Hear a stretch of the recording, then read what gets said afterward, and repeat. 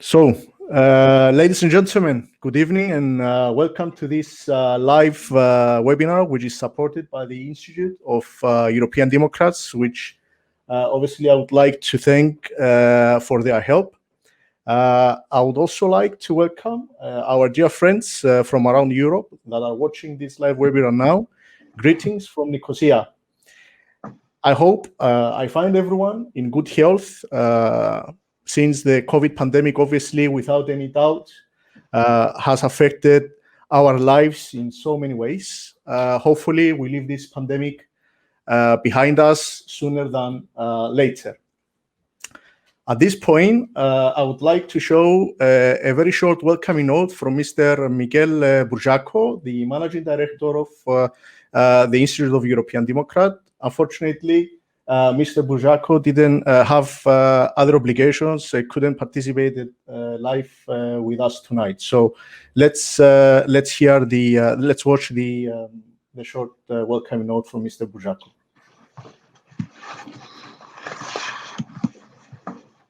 Dear friends, dear colleagues, good afternoon, good evening to everyone. This year has been very complicated to all of us, but especially for the ones losing loved people, losing members of their families. We do have to take care of ourselves, first of all, but we cannot stop. We have to face as humans to the difficulties, to the big challenge all over the world. This is what we're trying to do in IED, and I really think that we are trying to get it in a very reasonable way these last months. Actually, during this year, we are enforcing the research, the works with university, and we are reaching more and more young people, one of our biggest priority as institute. At the same time, we are using more and more technology, the digital presence, in our podcasts, in our communications, in our traditional activities like seminars, where we're trying to combine the physical presence with the digital participation. In fact, a few weeks ago, the event in Venice was a very quick successful for us, and was a very good example for us in this line. In the event of Venice, we had the prestigious participation of some people, among others, the President Sassoli, the Commissioner Gentiloni, the former Director of UNESCO, Irina Bokova, or the big American professor, Joseph Nigel. Today in Cyprus, IED covers a seminar organized by Citizen Alliance under the title, Why the EU Should Become a Federal State. I do find very relevant this issue because I am sure it will be included definitely in the next Convention for the Future of Europe that hopefully will start in some time during 2021. I wish you a good debate. I wish you an intense participation and better conclusions. Be safe and good health for everyone. I would like to thank Mr. Burjaco for his message on behalf of IED, and I would like to say that without the support of the Institute of European Democrats, seminars such as this one tonight, knowledge from around Europe would not be possible to be shared. We are so grateful for the hard work and support. So the topic tonight for our discussion is why the European Union should become a federal state. And with me to discuss and try and answer this question within the next hour or so, I have the pleasure and honor to have two distinguished keynote speakers with us tonight. With me in Nicosia via link is Dr. George Pamboridis. Dr. Pamboridis is a former Minister of Health during the period 2015 and 2018, a period where he was able to successfully implement the general healthcare system in Cyprus. Currently, he practices law, and he's the founder and senior partner of Pamboridis LLC here in Nicosia. He holds a doctorate degree in public international and shipping law, and he's the author of numerous legal articles and the author of 2 books. Dr. Pamboridis, welcome, and thank you for accepting our invitation to participate to this discussion. Pleasure. Thank you for the invite. Also, with us is Dr. Giorgos Kentas via link from Brussels. Dr. Kentas holds also a doctorate degree from the University in Brussels. And currently, he is an associate professor of international politics and governance at the University of Nicosia. He's a member of the Trans-European Policy Studies Association. He also teaches governance and strategy in the Police Academy here in Cyprus as well.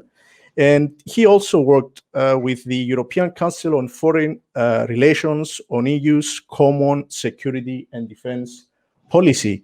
He's the author and co-author of several books and several journals. Dr. Kentas, also welcome, and thank you for accepting our invitation tonight to discuss our subject. Thank you for having me, George. You are both very welcome. So without any further ado, I would like to start our discussion by taking you back about 70 years. May 9th, on 1950, the French Foreign Minister, Robert Schuman, proposed the Coal and Steel Community Pact, which was later signed by the founding members of what we call today European Union. And that pact is considered until today the beginning of what is known as the European Union, because we managed to unify European countries politically and economically as well. Since then, we had several enlargements of the European Union, and today we account 27 member states in what I would call a loose confederation system. And actually, this would be my first question. And before moving and analyzing anything else further, I would like to ask you to explain us in layman terms, what is the difference between a confederation system compared to the federation system, and what does it mean, as in what it changed? And I would like to ask Dr. Pamboridis to initiate. Please, anyone can interrupt and add to the conversation. Well, if you would allow me, I wouldn't necessarily agree with you that what we're witnessing today is a confederation in the legal meaning of the word. I would say it's more of an intergovernmental governance system, in the sense that it is a loose union of states coming from the own will of the participating members, based on a series of treaties which create legal obligations amongst the participating states. So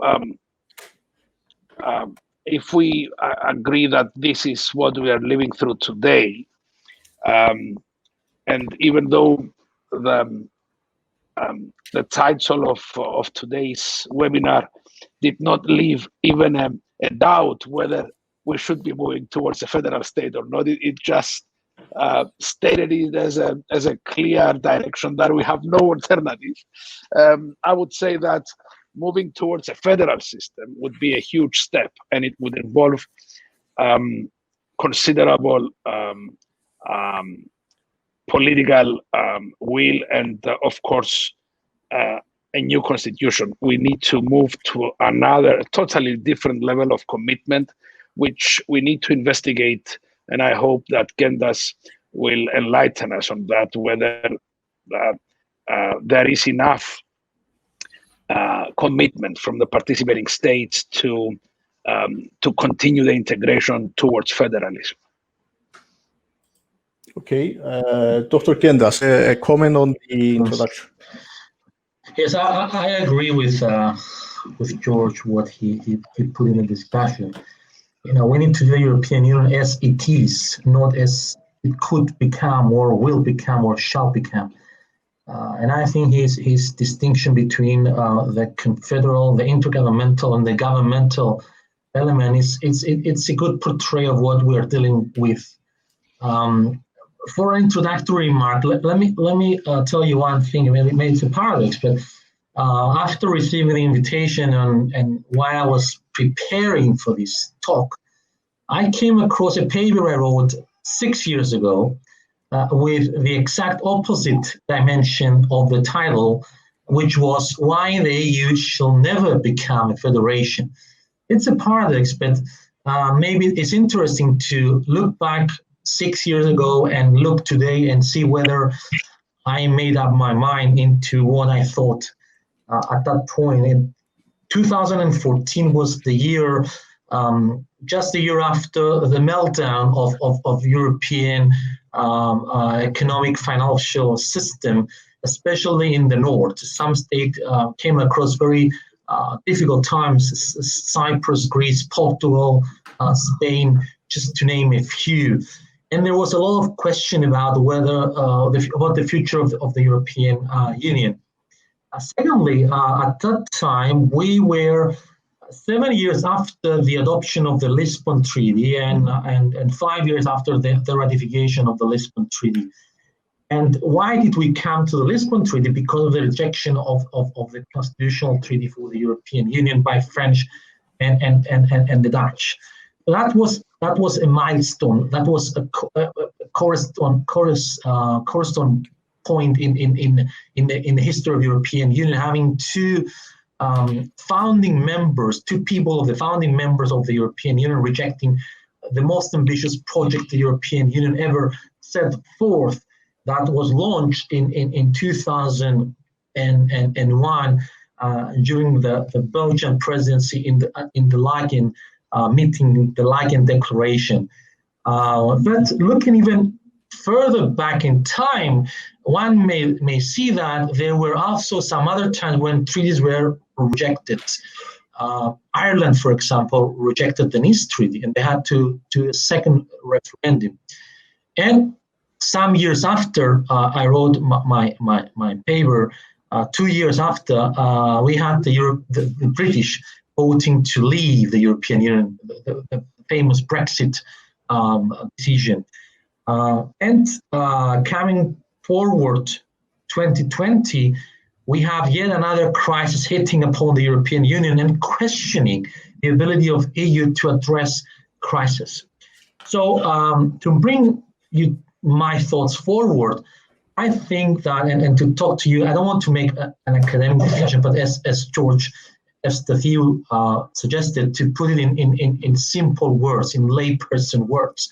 So the idea is to see the state of play and to ask questions, basic questions. Is EU necessary for our everyday lives? Does it add anything to what we are and what we expect to achieve as individuals?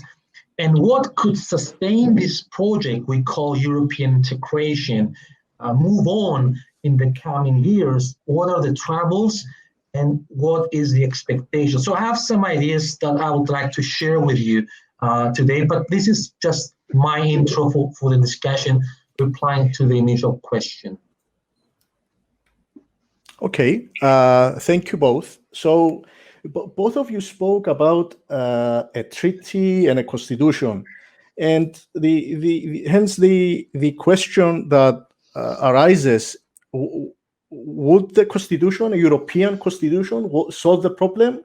And if yes, what is different from a treaty? What is a treaty, and what is a constitution? Let's say a European constitution. Well, without risking to entangle ourselves into deep legalistic approaches here, what is crucial? I mean, when you want to set up a federation, unlike public belief, it's not done through a method from up to the bottom. It has to be a grassroots development, if you ask me. I mean, you cannot have a constitution unless it comes from the people. It cannot be done, especially in our culture, in the European culture. It would never work coming from the top. So what we're looking for primarily is public legitimacy. Without public legitimacy, we cannot even begin discussing the concept of a European constitution.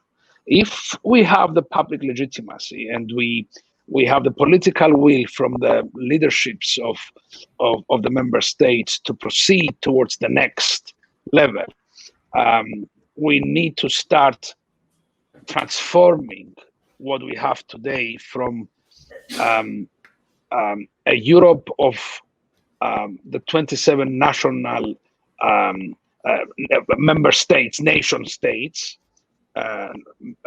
to a single Europe, which will be divided into 27 distinct regions. So, in other words, we need to become first Europeans and then Greek, Cypriots, Dutch, French, German, etc.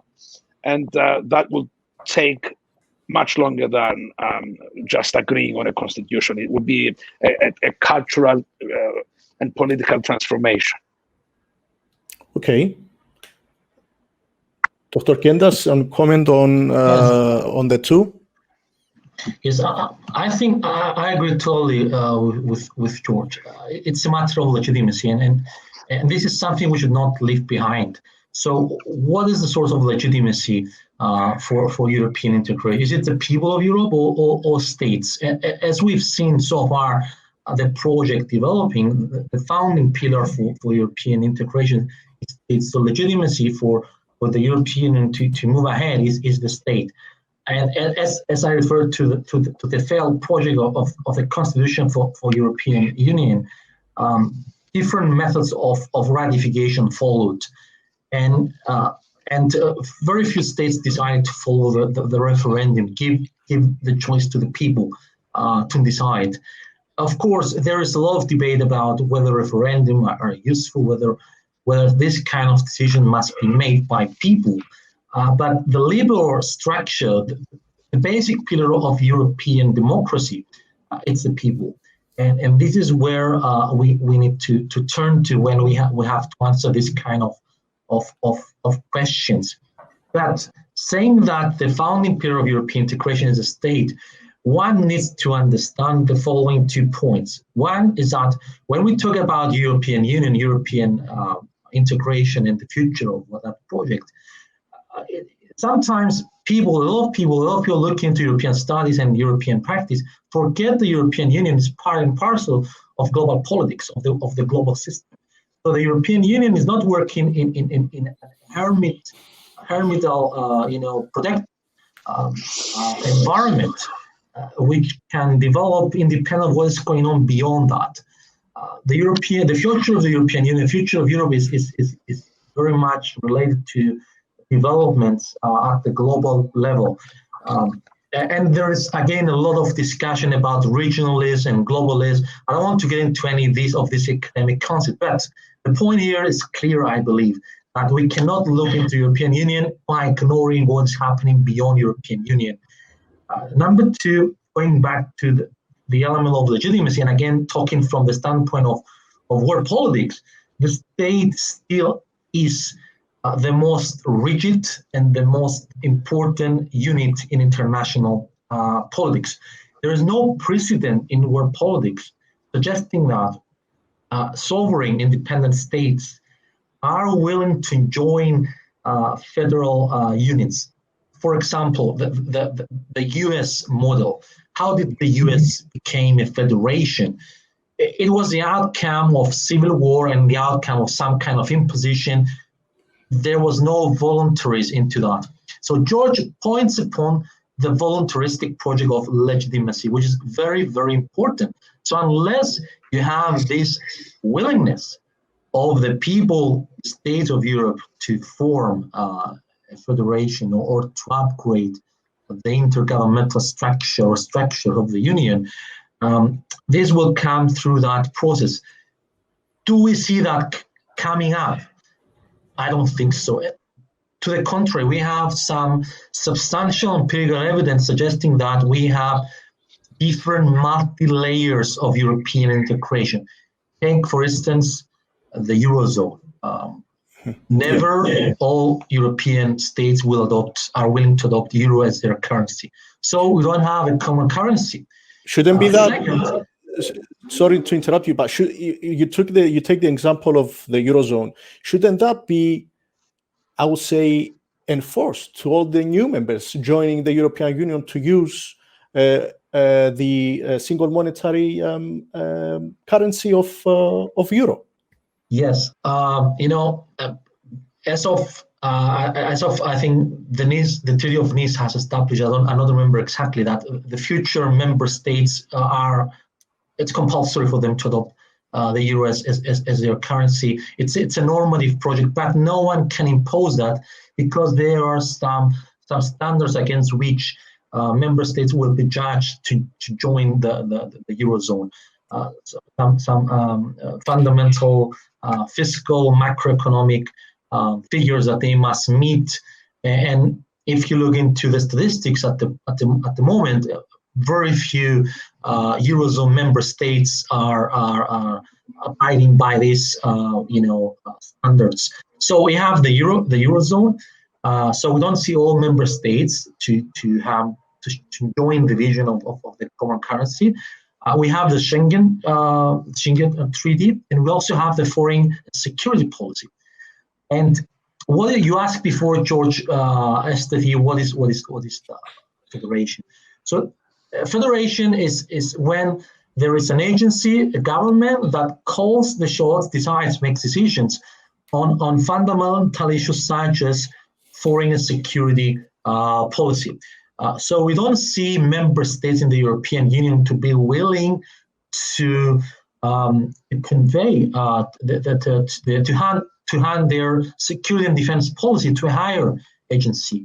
That will be the federal government of Europe. Saying that, we should not ignore that a number of functions of the European Union work under principles of federalism.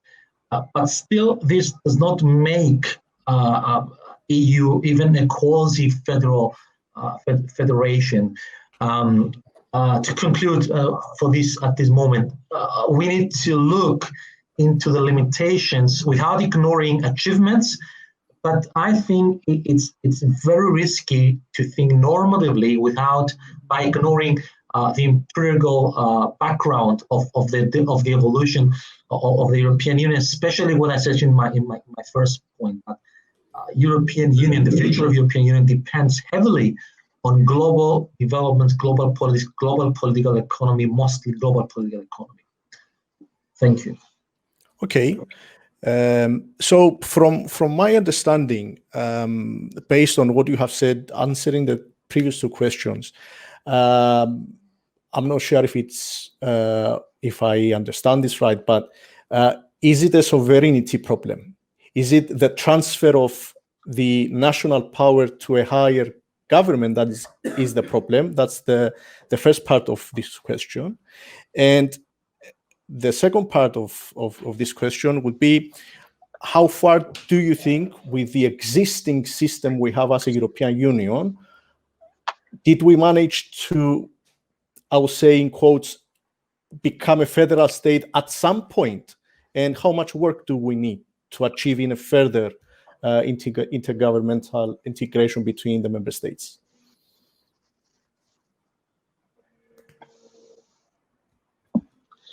Yes. You want to take George? You want?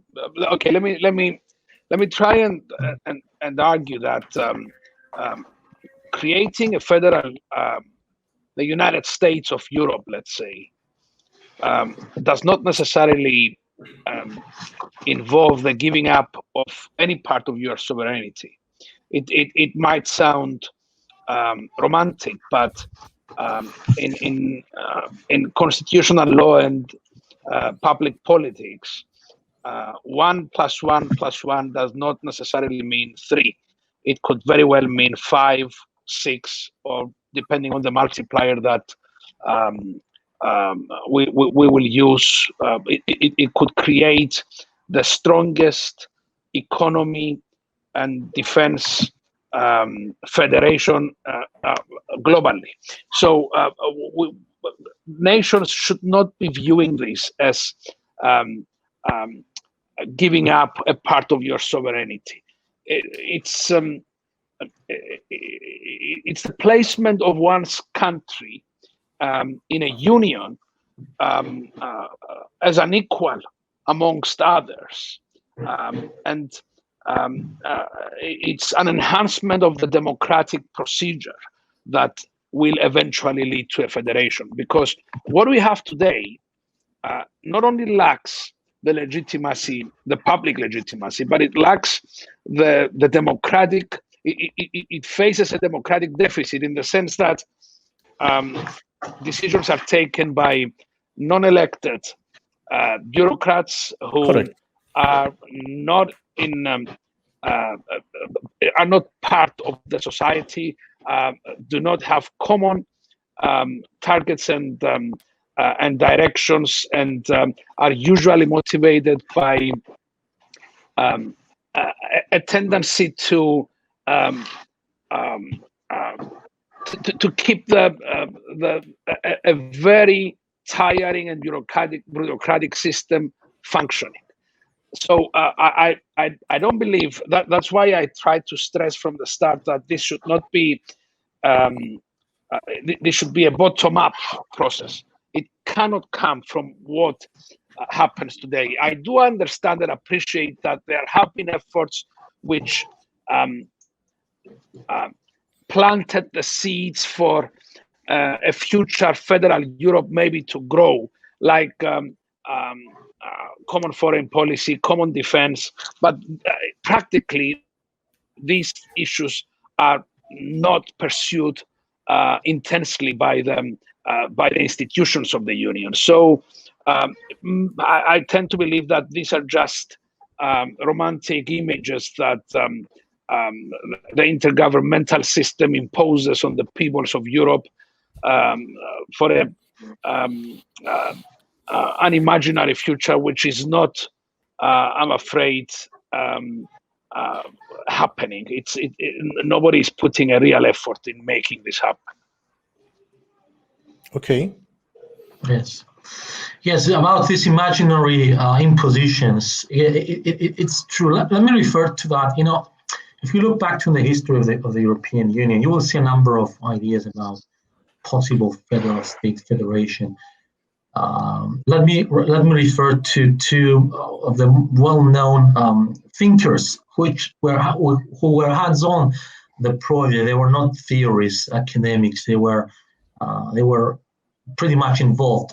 Spinelli and Monet talking about constitutional federation and functional federation. And from then on, we have literature, the coming years growing, and of course we have this idea of finalité européenne. So the idea that there is an endpoint, and I want to spend a couple of minutes, talk about maybe 2-3 minutes, talk about this idea of finalité européenne or political endpoint. So the idea is that the European integration project has an endpoint. It's teleological. It's meant to become, a state, federal state in the very end, without defining time-wise that endpoint. But this is a project that is developing towards an endpoint. This is the meaning of teleology. There is an endpoint, and gradually we will reach that endpoint. I think that's a mistake. I think this echoes what George Pamboridis was thinking about, the imaginary impositions. So we are working on an imaginary way that there is an endpoint that we are about to reach some point in the future, and all these problems we have come across, we will deal with them, and after each crisis, the union becomes stronger, and stronger. Maybe that is good to think positive, but wishful thinking never leads you into an endpoint just like that. So we need to look into the achievements of the European Union, number one, and the problems. Achievements are very well stated, very well known. Most of all, that the European Union has created a very fruitful framework for cooperation without any necessity or any thinking of resorting to the use of force in dealing with different with problems. So lasting peace in Europe was one of the greatest achievements so far. Number two, we have a community that promotes some principles and some values and some wealth and some opportunities. But at the same time, my research led me into three problems that we need to look into. Number one is that the European Union is losing its power of attraction. If you look into the statistics, the Eurobarometer statistics, the popularity of the European Union across the people, because I agree with George Pamboridis about the bottom-up process. So if that's a bottom-up process, we need to see what the grassroots think about the European Union. So the European Union, number one, lost its power of attraction.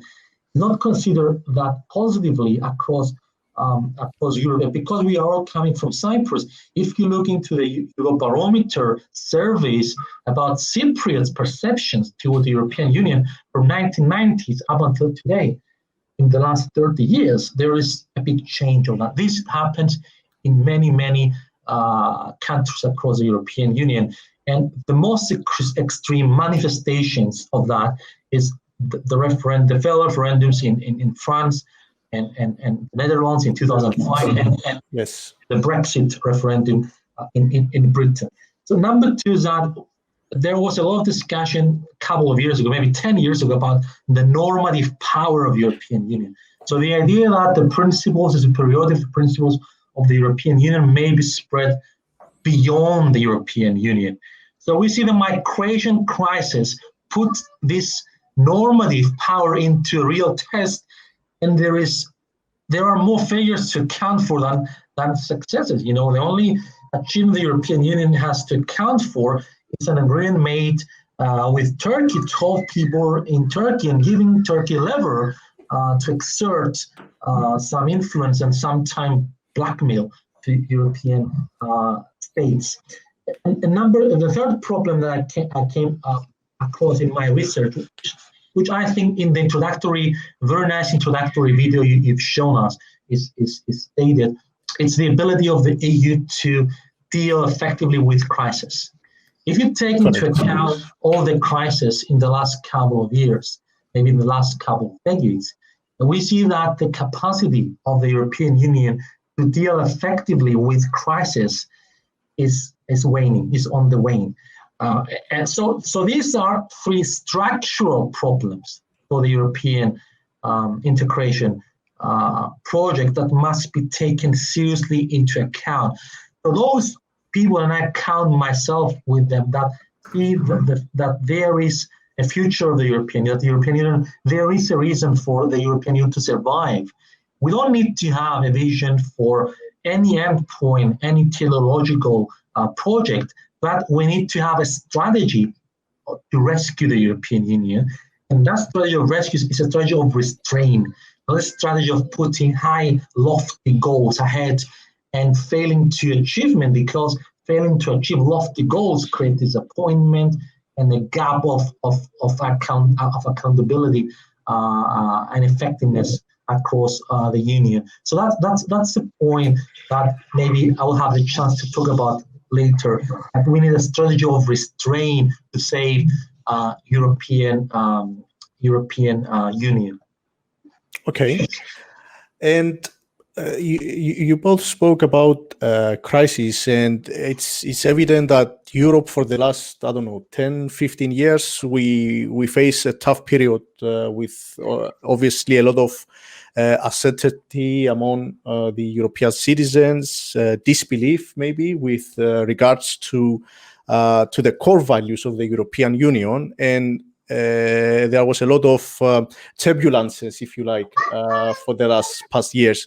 And obviously, all these allowed to Eurosceptics and to the populists from either the left or the right parties to question even the idea of Europe. And as I think was Dr. Kentas said, UK with the referendum decided to leave the European Union. Coming to the crisis problems that we had, and I would give you at least 3 examples.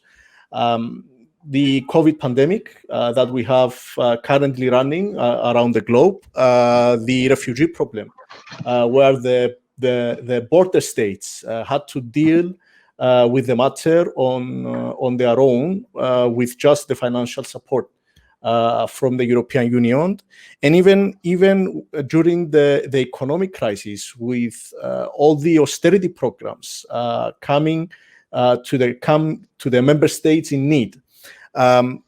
Wouldn't a federal state solve this problem as one, instead of a member state acting on its own to solve these problems? And I must admit, at least for the COVID pandemic problem, at least at the beginning, each country had to come up with their own solutions until during the July European Council, when the leaders of the EU decided about the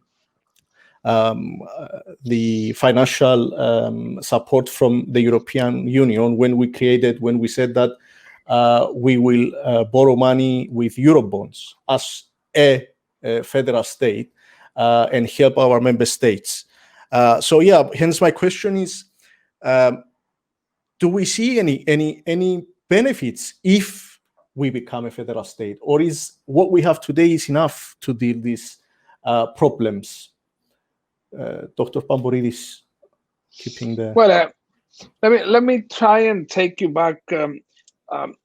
As you mentioned at the beginning, between the summer of 2015 and the winter of 2018, I served as a Minister of Health of the Republic of Cyprus. I was shocked to discover that the European Union was a single market when it came to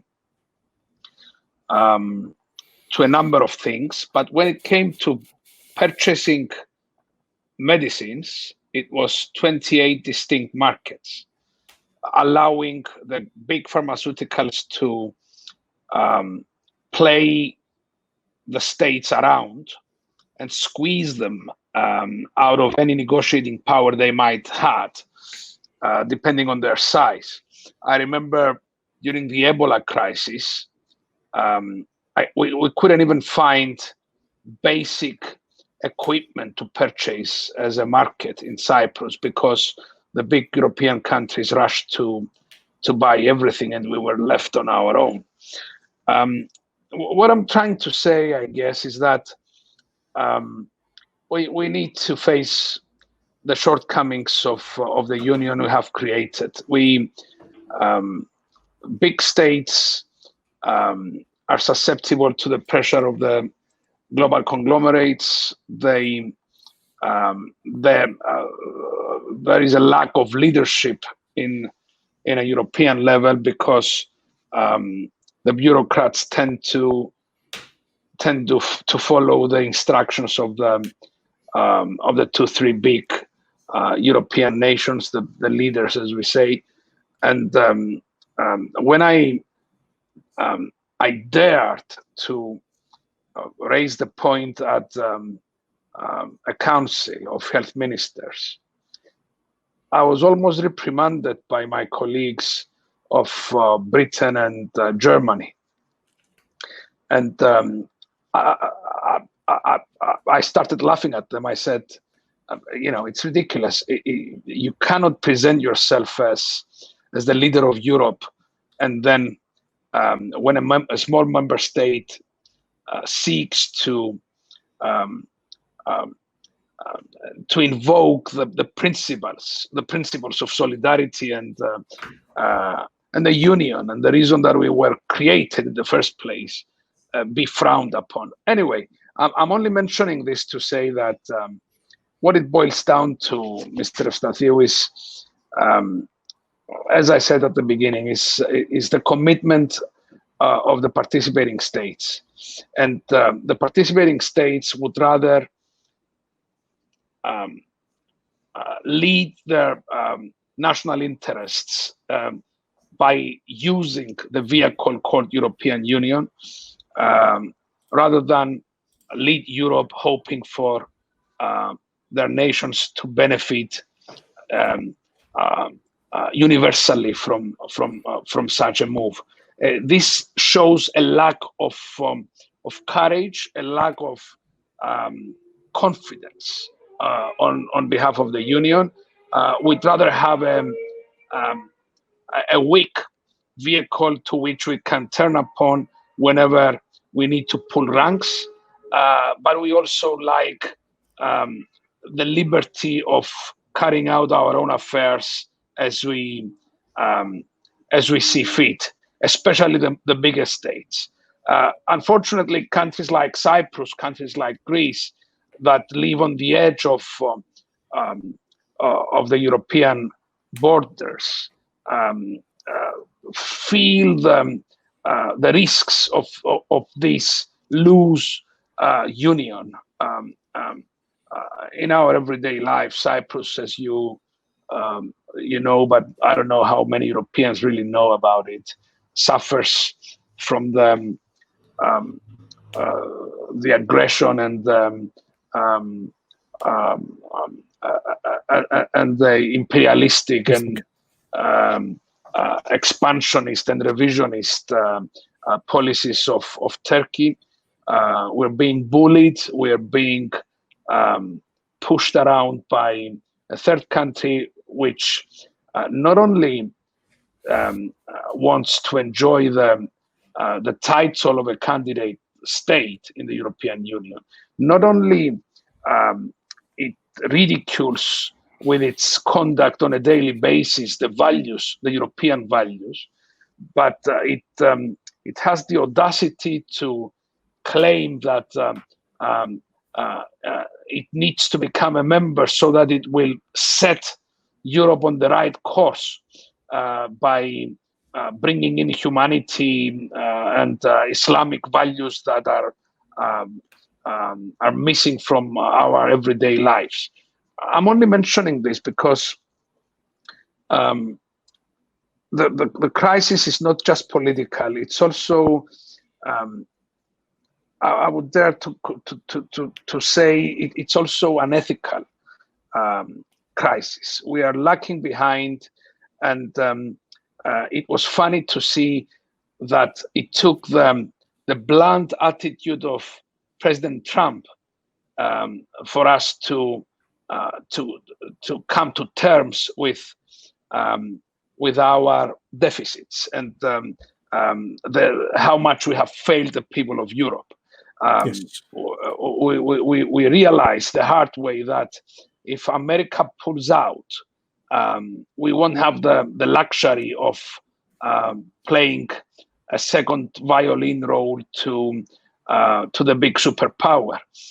And I'm afraid that eventually it will take a major threat for Europe to wake up and realize that further integration from bottom up will only serve the principles of Europe and the values and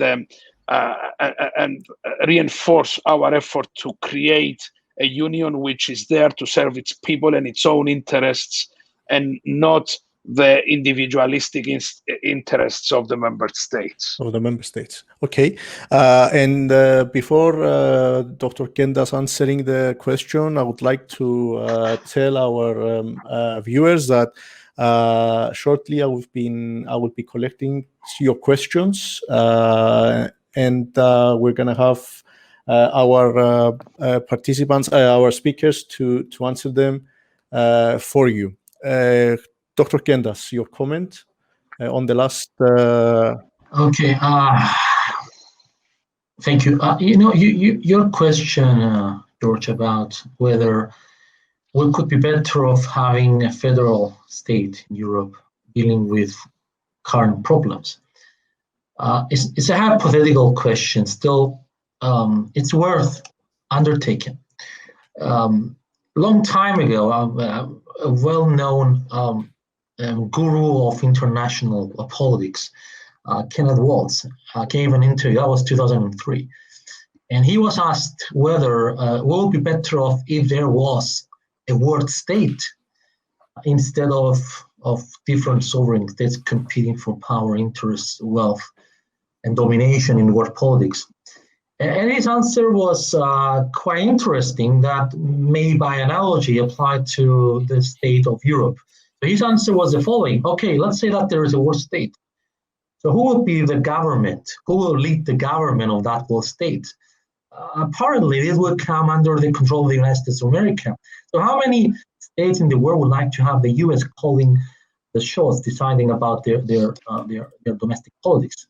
And the analogy in Europe is, how many would like to see Germany deciding about all things in Europe?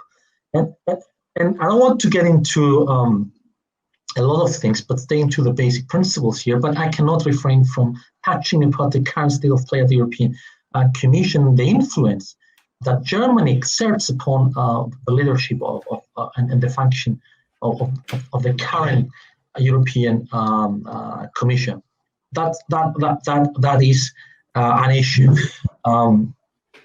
Going back into some other historical references, when the Treaty on the European Union, the Treaty of Maastricht, was completed, there was again a very interesting discussion about national interest, and because the Treaty of Maastricht provided for a number of issues that could be compared to federal structure, a number of federal structure across many domains. You remember the three-pillar structure. The first pillar was the community pillar. So one thinker, Joseph Brigo, wrote a paper about that, and I think his argument, I think, is very strong, and I continue to cite him and refer to him in my students. So Brigo said that we need not to forget that states in the European Union accept the idea of common interests, but the distribution of gains is not equal. So we need to see how gains are distributed across the European Union. And what George Pamboridis referred to is very interesting about the health industry. Let me refer to another example, the defense industry. So the defense industry is not part of the common market. European Union member states may export their defense systems anywhere in the world without accounting to the European community. So this creates interest among European member states which are incompatible. And incompatibility of interest creates complexity. And that complexity is manifested in many cases, such as the one that, again, George referred to, which is the case of Eastern Mediterranean. In Guinea, in late August, Borrell announced that there was an agreement to extend the restrictive measures upon Turkey, as Cyprus suggested. The following FAC Council, the Foreign Affairs Council, could not reach an agreement in extending the list of restrictive measures on Turkey because of different interests. So looking into different interests, one needs to look into the exposure of each state to Turkey. That's one example, Turkey. I don't want to make it a Cyprus center discussion, but again, in all cases where there is conflict of national interest, there is no consensus in basic things in the European Union. For the last couple of years, some colleagues, you referred George Efstathiou to TEPSAL participant. We have edited 3 books so far on the future of the European Union. The first one was 3 years ago. That was the Brexit and the future of the European Union. 2 years ago was Euroscepticism and the future of the European Union. And the third volume is about the solidarity and the future of the European Union. And in all this volume, we get, there are some capitals, views from the capitals. So we write papers from states. So if one reads into this chapter of the 3 volumes edited in the last 3 years, one should see that the concerns and the expectations and the policy recommendations coming from member states diverse. So to rescue, again, let me come to my suggestion. To rescue the European Union, we need to stick into what is possible to keep us together. And that's important before seeing that being thinned even smaller in the future, because George Efstathiou, you referred to the rise of right and left populist and Eurosceptics, yes.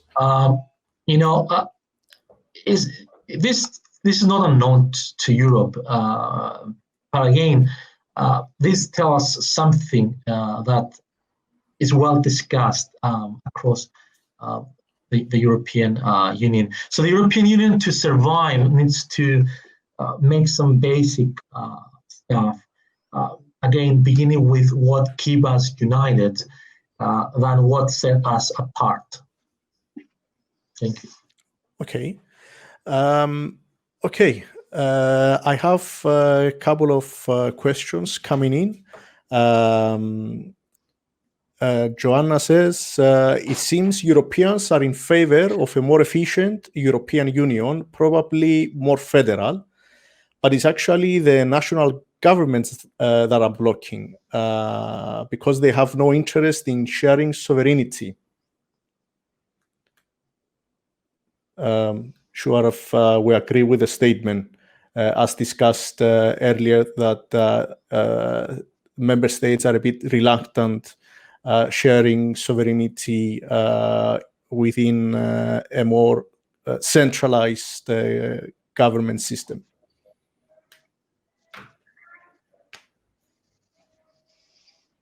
If we have a comment on that, maybe. I totally agree, actually. It's and it's what we have been discussing, actually. Yes, I agree. But the question here is, why member states? I mean, who are the member states? Are not, in person. They represent something. And looking into state by state, you will see how decisions in the European Union level are made, and how those decisions are held accountable at the national level. For example, there are some states who a minister cannot go into any council and vote on anything unless there is an approval by the parliament. So there is in some states there is solid control over policies at the EU level. In some other states, it's purely what the government of the day will decide. And most of the time, we tend to think into big issues like foreign policy decisions. But the most important elements of European integration are not in foreign policy, which is purely an intergovernmental pillar of the project, but in all other levels where decisions made have impact on everyday lives. So what most of the times is the problem is that European Union may have equal rules and regulations about all member states, but this equality does not make all member states equal in benefiting from the project.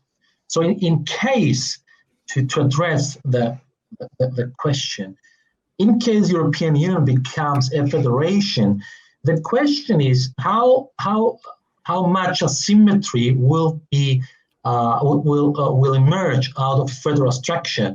But there are some analogies to look in. There is the US. So if you see the asymmetries in federal policies and in local policies and in wealth standards and in many other levels, so you will see how probably the EU would look like under a federal structure. There are other large states which are federal, Canada, for example, but in Canada, that federation has its own peculiarities. Some member states are federal states, and they have experience of federation. Take, for example, Germany. Germany is a federation. But in Germany, the federal structure is not always easy to observe. It's not functional all the times, but it's surviving.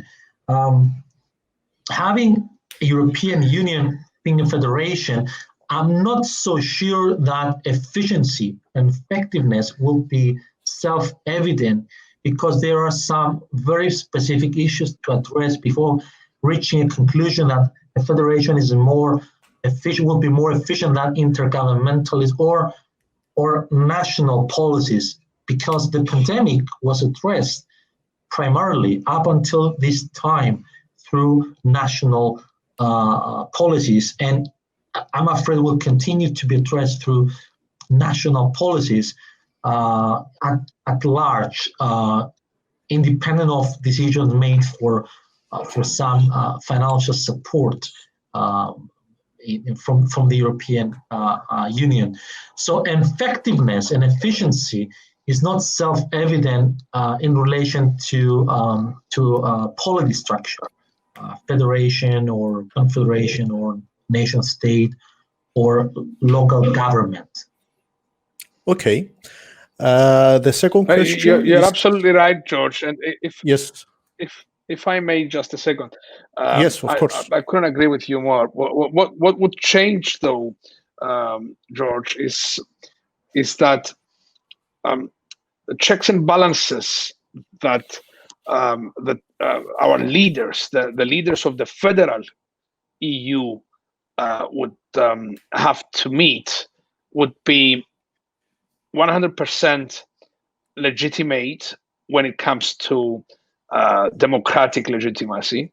They would have to account to the people of Europe, because they would be accountable to the parliament, which would be directly voted by the people and would act for the people, and would eventually push towards a more democratic government, federal government, which would need to take care of a universal interest, of a European interest, not just the specific interests of those countries who are heading Europe.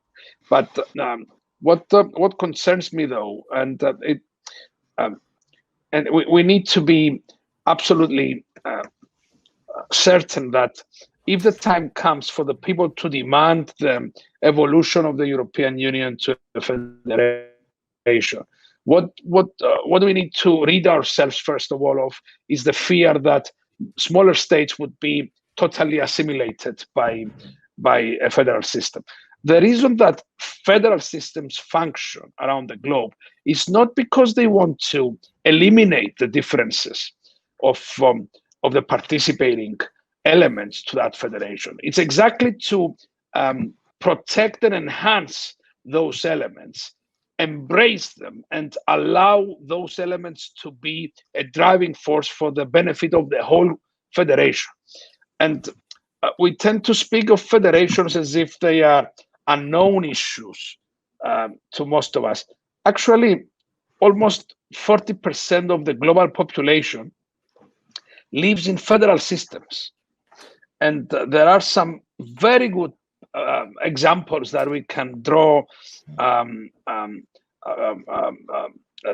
from and experiences from, and use them to the benefit of a unified federal Europe, provided, of course, as George said earlier, that the people will actually demand that we have an evolution towards federation. Okay, and another question from Hugo. The question is, the last Conference of Europe helped to launch the work of the Constitution Treaty. Do you think that the upcoming Conference of Europe could do the same? And would it be as federalist as the last one? Well, it's anyone's guess, I suppose. Yes. Yes. We have to see the setup of this new conference. Personally, when I thought about that, a long time ago, I said that we will hardly see a new treaty. If you look at the history of the European Union, especially after the Cold War, every couple of years we had a new treaty. Up until the Lisbon Treaty, what was the outcome of the failed attempt to establish a constitutional treaty. That was 2007. So for 13 years now, there's no idea, and there were some ideas that we could come up with an amendment of the treaty or things like that. My estimation is that there are some areas where EU could make progress. Maybe in the financial sector, having more control in the banking sector, for example, it's a very big issue that must be dealt with, because the EU is suffering for a number of crises emanating from financial instability and exposure. Yet, even that is very difficult. It's very difficult to see that happening. So maybe sectoral progress, I can see that a full-fledged reforming treaty with federal constitutional elements, it's hardly to see coming because it's very risky for any government to, even if that would be an agreement, then when it comes to the ratification process, that will be still a very big question. And unless I referred to three structural problems before, unless the EU restores credibility and comes closer to its citizens in practical means, it's very difficult to see that happening. So let me talk in simple way. We talk about the loyalty, where the loyalty of the European citizens lies. And does it lie with their national government or with the European government? And how does EU tries to attract loyalty? That's a big issue. And because I'm an academic, I see how this happens in my domain. So those of us who are very much involved in European projects and have an interest in being involved in European projects feel loyal to European Union. Those who are not interested in these projects, they don't feel loyal to European Union. So this is a controversy, I would say, but this is a subject that must be dealt with in a straight way.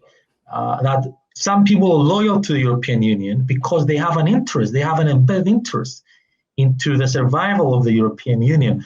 And that's a very interesting discussion in institutional theory. And to refer to an example that shows maybe an analogy, after the Cold War, a number of people predicted the demise of NATO. Mm-hmm. Some others came up and said, no, NATO will not demise, because once such an organization is created, there is an institutional interest from the insiders for its survival. So from the people who have, for their wealth, depends on the survival, their job, their everyday routine depends on the survival of the European Union. And these are the people who try harder than all others to prove how important and useful is the European Union. By sometime try to not look into the problems. I suggest that it's maybe time to look harder into the problems of the legitimacy, or what George Pamboridis said about the democratic deficit of the European Union, all kind of deficits that come with this problem of loyalty to the future of the European Union. Okay. And our last question for the night from Mathieu. The question is, what about the transitional lists and European political parties? Could they be helpful towards a more federal EU? Well, I think yes. I think the institution that pushes the hardest for a federal union is definitely the European Parliament, and yes, wherever there is direct voting and democratic legitimacy, there is a lot of room to maneuver. Now, there is an issue, of course, about the proportional representation of member states, and I don't know how that would play into the transnational lists. But other than that, I think it's a good idea, which definitely promotes further integration.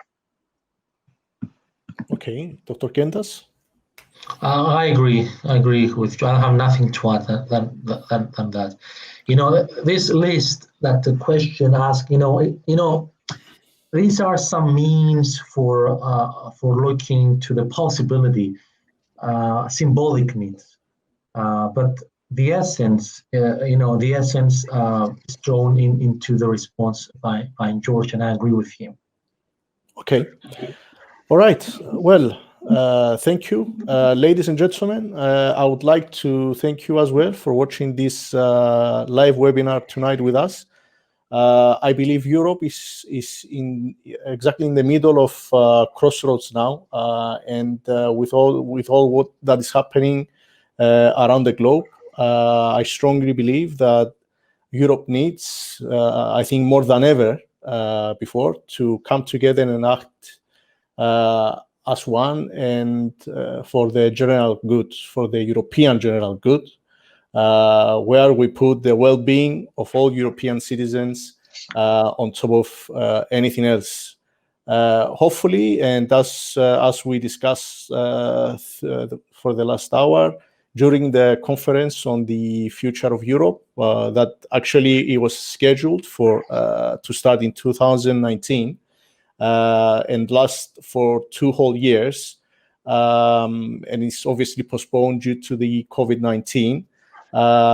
We will have the platform to do what Dr. Pamboridis and Dr. Kentas said, a bottom-up approach, and actually discuss and address with all interested stakeholders around Europe, political parties, the EU Council, the European Council, etc., and discuss if the European Union becoming a federal state will and if will help the member states. I hope the discussion we had tonight, at least we managed to make you think as to why Europe, or if Europe can become a federal state, and what are the probable benefits that will become from a federal state. Lastly, I would like to thank the Netcat Zone for making this live webinar possible with the technical support. Dr. Kentas, Dr. Pamboridis, again, I would like to thank you once again for participating in this discussion. I believe that it was a productive and fruitful discussion. It was a pleasure. Thank you. Ladies and gentlemen, thank you both. Ladies and gentlemen, keep yourself safe, and thank you for watching. Good night.